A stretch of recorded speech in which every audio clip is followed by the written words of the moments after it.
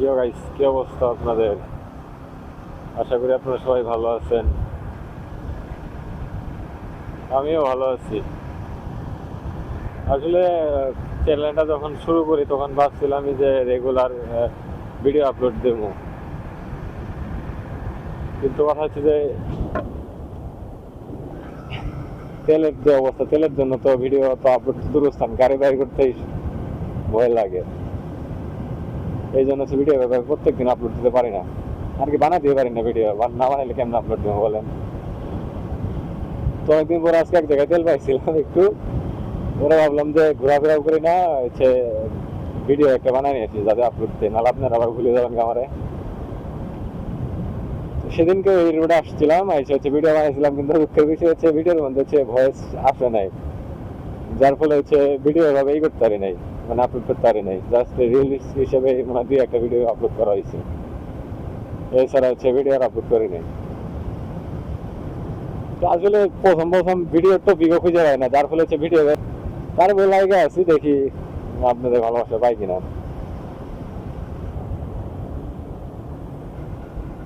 তো আজকে যে বিষয়টা শেয়ার করবো সেটা হচ্ছে যে, মানে বিষয় না, আমি হচ্ছে একটা গল্প শেয়ার করবো যেটা আমার জীবনের সাথে মানে ঘটে গেছে 2-3 বছর আগে।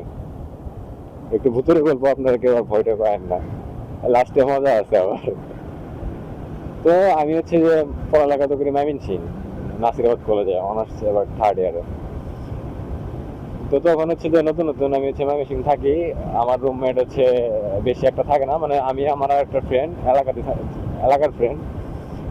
তো দুজনে মিলে একটা রুম নিয়েছি ময়মনসিং, মেস না, রুম। দুজনে হচ্ছে খাওয়া দাওয়া করি, হচ্ছে ফার্স্টে বুয়া রাখছিলাম, বুয়া হচ্ছে আমার মোবাইলটা চুরি করে নিয়ে গেছে। তো তারপর হচ্ছে বুয়া বাদ দিছি, বুয়া বাদ দিয়ে হচ্ছে হোটেলে খাইতাম 3 বেলায়। তো আমরা আবার হচ্ছে ওইভাবে রেগুলার ক্লাস করতাম না, দেখা যাচ্ছে যে মাসে মাসে একদিন ক্লাস করতাম, রেগুলার না।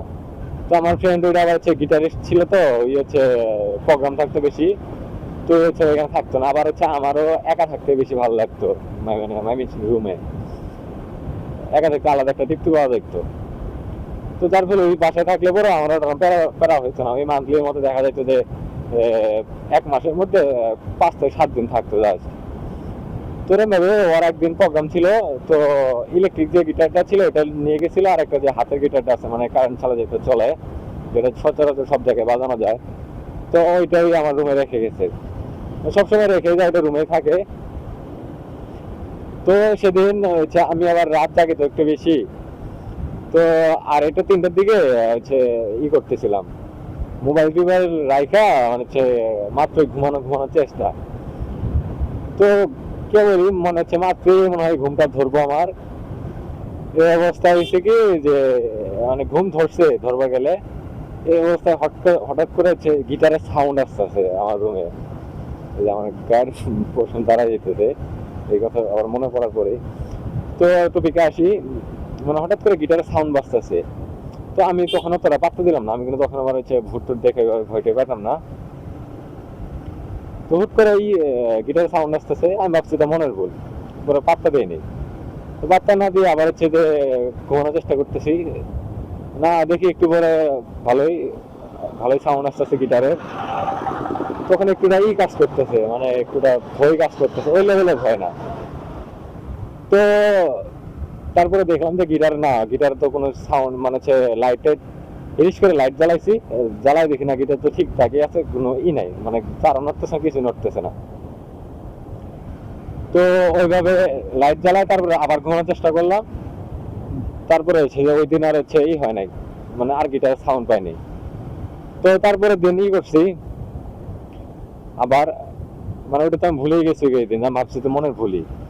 তো তারপরে দিন আবার সেম আমি হচ্ছে আর এটা 3টার দিকে মানে হচ্ছে রেগুলার তো ঘুমাই। তো ওই টাইমে আবার হচ্ছে লাইট অফ করে ফোন টোন বন্ধ করে আবার হচ্ছে শুয়ে পড়ছি। ওই হবাই যখনই আবার ঘুম তারা শুরু করছে, ঠিক তখনই গিটার সাউন্ড আসতেছে। আজকে তো ঘটকা লাগছে, ভয়ও কাজ করতেছে ভালোই। তো কিছু বললাম না, সাউন্ডটা থামছে। তো এবার আমি করে আছি যে এবার মানে হচ্ছে গিটারটা বাজার সাথে সাথে আমি হচ্ছে লাইট মারবো।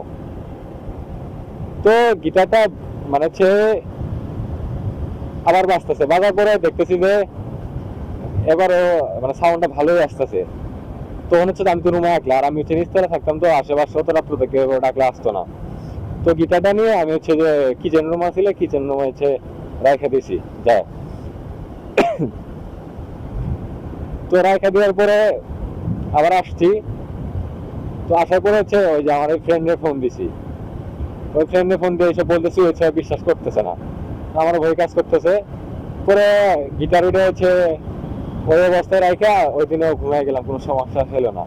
লাস্টের দিন এমনকা ওই দিন হচ্ছে যে আমার ফ্রেন্ডের আবার সকালে আসতে আসছে হচ্ছে গিটার টিটার বাজাই হচ্ছে যে আবার বিকালে চলে গেছে, মানে বাসায় চলে গেছে। তো আমার এটা আবার খেয়াল নাই যে গিটার এটা এই রুমতে আছে। তো আমি হচ্ছে সেম টাইমে হচ্ছে করতেছিলাম, মানে ঘুমানোর চেষ্টা করতেছি, তিরিশ করে গিটারের সাউন্ড আবার বাজা শুরু হয়েছে।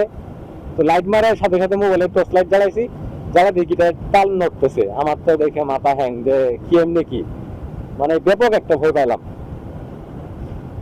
তারপরে হচ্ছে তো সাথে সাথে হচ্ছে রুমের লাইট জ্বালাইছে, জ্বালানোর পর হচ্ছে করা থামছে, মানে কি জানি বলে মানে গিটারের সাউন্ড থামছে। আমি সেই ভয় পাইছি। সেদিন হচ্ছে সারা রাত দোয়া কালাম পড়ে সারা রাত ঘুমাই নেই, ফজর আজান দিছে তারপরে ঘুমাইছি। তো ঘুমানোর পরে এইসব কথা আমি আমার ফ্রেন্ডে বললাম, ওই হচ্ছে যে আবার আধ্যাত্মিক কথাবার্তা হ্যান তেন। পরে ওই আবার আসলো, পরে আইসা দেখলো যে না কোনো কিছুই নাই, হ্যান তেন হাবি যাবি। তো এর মধ্যে হয়েছে কি, সরি এর মধ্যে আরেকটা টপিক ভুলে গেছি, মানে ওই যে লাস্টের দিন যেদিন সবচেয়ে বেশি ভয় পেলাম। আরে বিট, তো এটা তো মানে এই কাহিনী ঘটে যাওয়ার পরে 2 নাম্বার দিন, মানে টোটাল 3 দিন তো এই কাহিনীটা আমার সাথে ঘটছে। মানে 3 দিন আমি ভয় পাইছি, প্রথম দিন একটু কম পাইছি, লাস্টের দ্বিতীয় দিন বেশি, তৃতীয় দিন বেশি, আরো বেশি।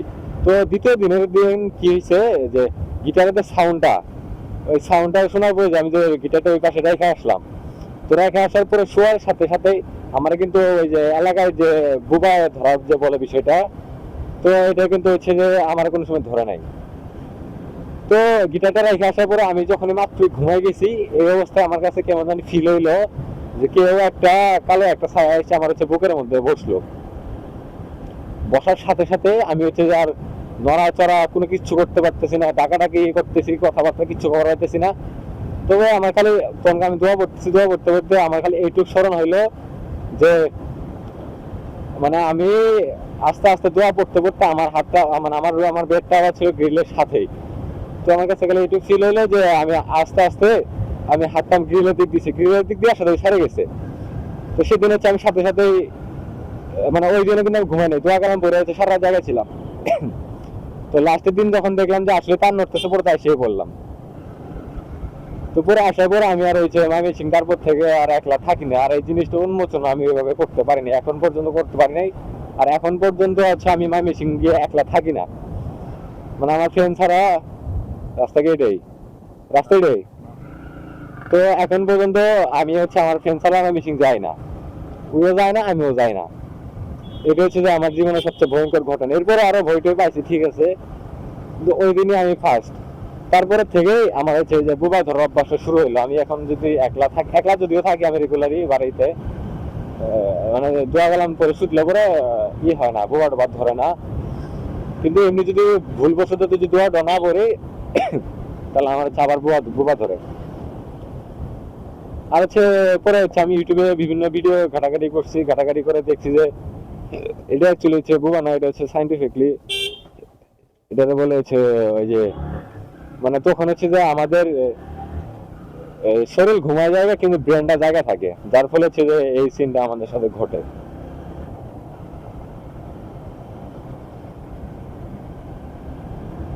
তো এটাই হচ্ছে কাহিনী। তো এটাই আমার জীবনে ঘটে গেছে। তো গাইস একটু সাপোর্ট টাপোর্ট করেন, রাখি আজকে পর্যন্ত এইটুকুই।